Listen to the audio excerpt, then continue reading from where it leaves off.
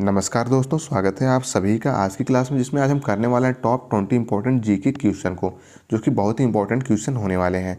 आप किसी परीक्षाओं की तैयारी कर रहे हो, आपके लिए ये क्वेश्चन बहुत ही इंपॉर्टेंट होंगे। वीडियो में लास्ट तक बने रहिएगा और अंत में मेरे स्कोर जरूर शेयर करिएगा कि आज के क्वेश्चन आपने कितने सही किए हैं।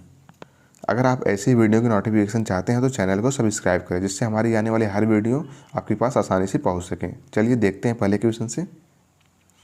निम्नलिखित में से किस सिंधु घाटी सभ्यता में विशाल स्नानागार की खोज की गई है? लोथल, कालीबंगा, बनावली या मोहनजोदड़ो?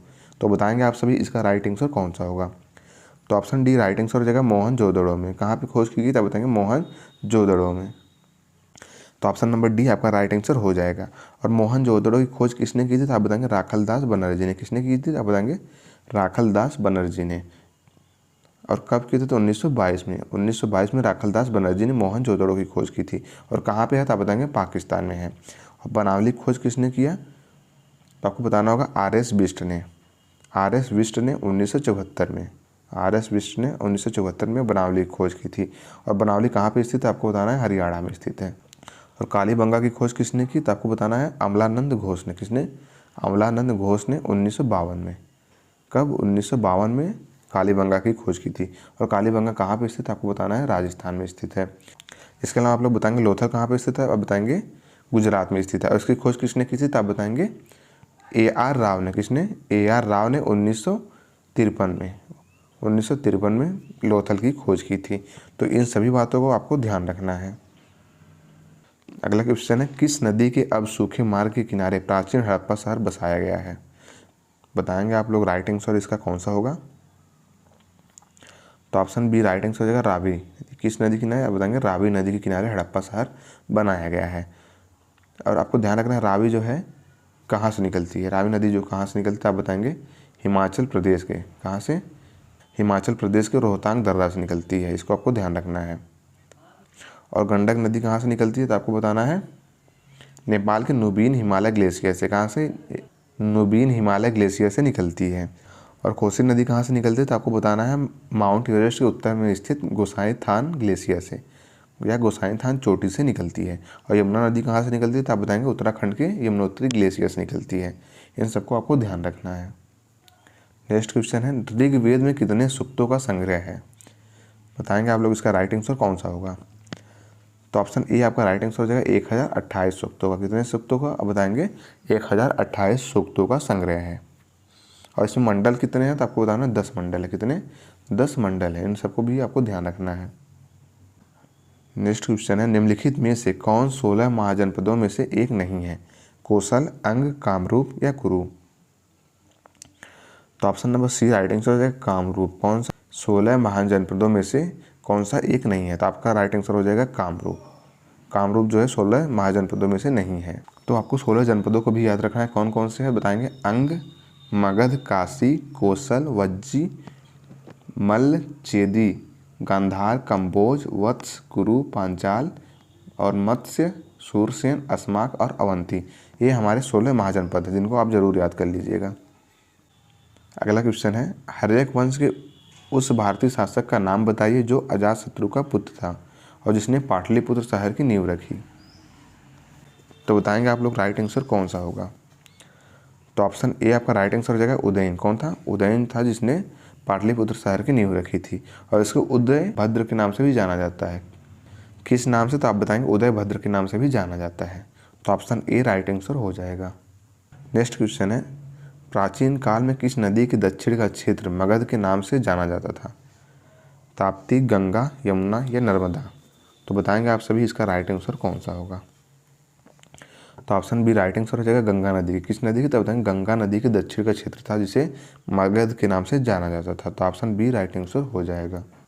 निम्नलिखित में से कौन सा उपवेद ऋग्वेद से संबंधित है? धनुर्वेद, आयुर्वेद, गंधर्व वेद या शिल्प वेद? तो ऑप्शन बी आपका राइट आंसर हो जाएगा आयुर्वेद।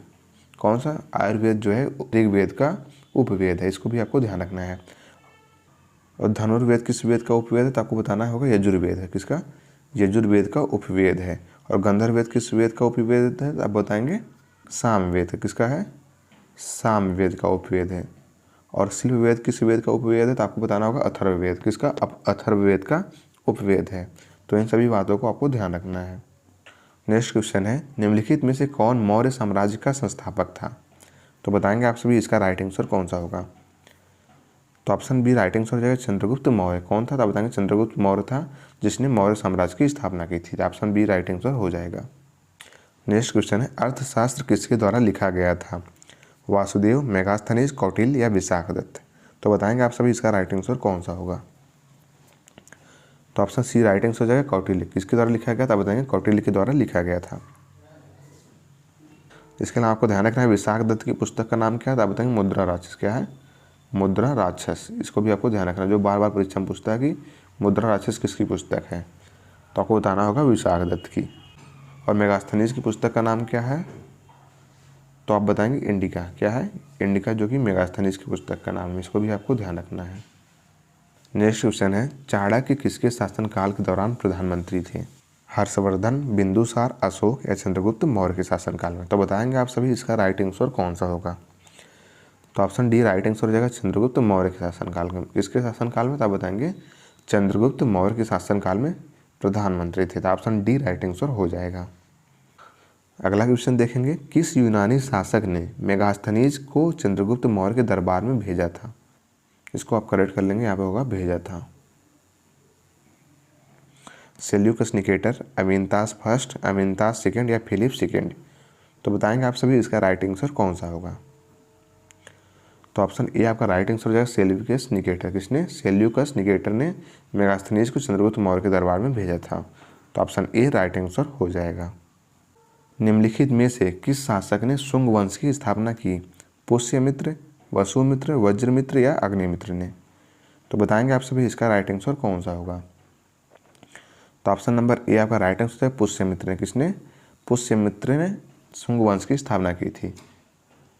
और किसकी हत्या करके ये शासक बना था? तो आपको बताना होगा मौर्य वंश का अंतिम सम्राट बृहद्रथ था। कौन था? बृहद्रथ था, जिसकी हत्या करके इसने शुंग वंश की स्थापना की थी। इसको भी आपको ध्यान रखना है। प्रसिद्ध शासक कनिष्क किस वंश से थे? शुंग, कुषाण, शक या हूण? तो बताएंगे आप सभी इसका राइट आंसर कौन सा होगा। तो ऑप्शन बी आपका राइट आंसर है कुषाण वंश के। किस वंश के थे? तो आप बताएंगे कुषाण वंश के थे। तो ऑप्शन बी राइट आंसर हो जाएगा। तटीय उड़ीसा का प्राचीन नाम क्या था? कलिंग, कौशाम्बी, कामरूपा या खानदेश? तो ऑप्शन नंबर ए आपका राइट आंसर हो जाएगा कलिंग था। क्या नाम था? आप तो बताएंगे कलिंग था। इसके अलावा और कौन सा नाम था? तो बताएंगे उत्कल।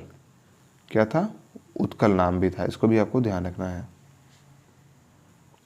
पाटलिपुत्र में स्थानांतरित होने से पहले कई वर्षों तक मगध की राजधानी क्या थी? तक्षशिला, सारनाथ, उज्जैन या राजगृह? तो ऑप्शन डी आपका राइट आंसर हो जाएगा राजगृह थी। कौन सा था? बताएंगे राजगृह थी। निम्नलिखित में से कौन वज्जी महाजनपद की राजधानी थी? सारनाथ, गया, वैशाली या चौखटा? तो बताएंगे आप सभी इसका राइट आंसर कौन सा होगा। तो ऑप्शन सी राइट आंसर हो जाएगा वैशाली। जो वज्जी महाजनपद थी इसकी राजधानी क्या थी? तो आपको बताना होगा वैशाली थी। ऑप्शन सी राइट आंसर हो जाएगा। अगला क्वेश्चन देखेंगे, मेगास्थनीज के अनुसार पाटलिपुत्र में कितने द्वार थे? तो बताएंगे आप सब इसका राइट आंसर कौन सा होगा। ऑप्शन बी इसका राइट आंसर हो जाएगा 64 द्वार थे। कितने द्वार थे? तो आप बताएंगे 64 द्वार थे। और कितने टावर थे? तो आपको बताना होगा 570 टावर थे और 64 द्वार थे। इसको भी आपको ध्यान रखना है। चोल अभिलेखों के अनुसार विद्यालयों के रख रखाव के लिए भूमि को क्या कहा जाता था? देवदान, ब्रह्मादेय, वेल्लन वगाई या सालाभोग? तो बताएंगे आप इसका राइट आंसर कौन सा होगा। तो ऑप्शन नंबर डी आपका राइट आंसर है सालाभोग। क्या कहा जाता था? बताएंगे जो विद्यालयों को के रख रखाव के लिए भूमि दी जाती थी उसको सालाभोग कहा जाता था। और देवदान किसको कहा जाता था? तो आपको बताना होगा जो मंदिरों को उपहार में दी गई भूमि होती थी उसको देवदान कहा जाता था। और ब्रह्मादेय किसको कहा जाता था? बताएंगे ब्राह्मण को दान की गई भूमि को ब्रह्मादेय के नाम से भी जाना जाता था। और वेल्लन वगाई किसको कहा जाता था? बताएंगे गैर ब्राह्मणों या किसानों को दी गई भूमि जो होती थी उसको वेल्लन वगाई कहा जाता था। इन सभी बातों को आपको ध्यान रखना है। निम्नलिखित में से किस शासक ने मस्जिद 2.5 दिन का झोपड़ा का निर्माण कराया? इल्तुतमिश, बलबन, कुतुबुद्दीन ऐबक या इब्राहिम लोदी ने? तो बताएंगे आप सभी इसका राइट आंसर कौन सा होगा। तो ऑप्शन सी आपका राइट आंसर हो जाएगा कुतुबुद्दीन ऐबक ने। किसने कराया था? तो आप बताएंगे जो 2.5 दिन का झोपड़ा है इसका निर्माण कुतुबुद्दीन ऐबक ने कराया था, जो 1192 में बनना शुरू हुआ था और 1199 में बन के तैयार हुआ था। इसको भी आपको ध्यान रखना है। निम्नलिखित में से कौन सा राजवंश दिल्ली सल्तनत का हिस्सा नहीं था? लोधी, खिलजी, सूर या दास वंश? तो बताएंगे आप सभी इसका राइट आंसर कौन सा होगा। ऑप्शन सी राइट आंसर हो जाएगा सूरवंश। कौन सा? सूरवंश दिल्ली सल्तनत का हिस्सा नहीं रहा है। तो option number C right answer हो जाएगा। तो ये रही आज की क्लास। आप लोग कमेंट बॉक्स में ज़रूर बताएंगे कि आज की क्लास आपको कैसी लगी है और आपने 20 में से कितने स्कोर सही किए हैं या कितना क्वेश्चन सही किया है। अगर आपके कोई सजेशंस हो तो आप उसको कमेंट बॉक्स में बता सकते हैं। बाकी क्लास आपको अच्छी लगी तो कृपया लाइक और शेयर ज़रूर करें। थैंक यू, धन्यवाद, जय हिंद।